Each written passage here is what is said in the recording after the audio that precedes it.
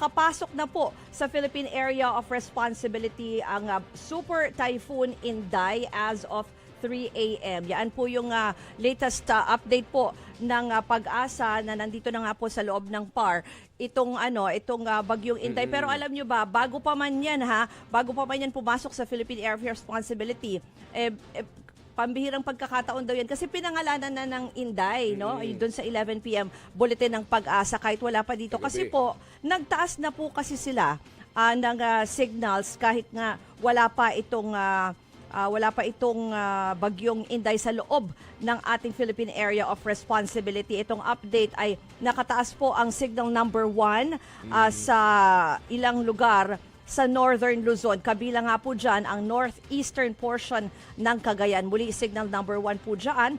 Huling namataan ng bagyo higit 1,000 kilometro ang layo sa silangan ng Central Luzon. Nakikitang palalakasin po niyan ang habagat na magpapaulan sa ilang bahagi ng bansa. Kikilos ito pahilagang Taiwan.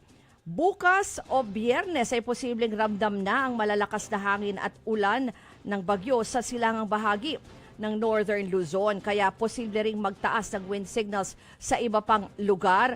Pero ngayon pa lang sa ibang lugar daw dyan sa Mindanao, marami na yung nakakaranas ng mga pag-ulan. Kaya mamaya i-check din natin yung sitwasyon. Kung nandyan din kayo sa bahagi na yan, i-share nyo din sa amin kung kamusta yung panahon doon sa inyong lugar. Mamaya kukuha din tayo ng update pa mula sa Pag-asa. Alam mo partner, mula pa kagabi dito sa Metro Manila, kaya dito sa Maynila, talagang malakas ang buhos ng ulan. Hanggang kanina, pagising ko, malakas din ang buhos ng ulan. Pero pagdating ko dito sa may Mandaluyong, umaambon lang. Sabi ko, ano lang pala to?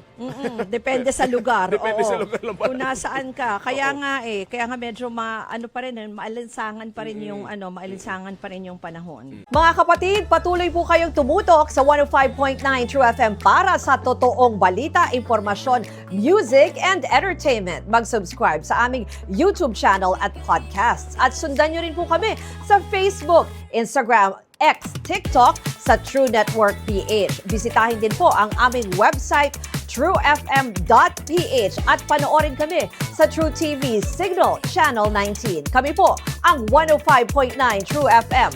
Laging true sa'yo, kapatid!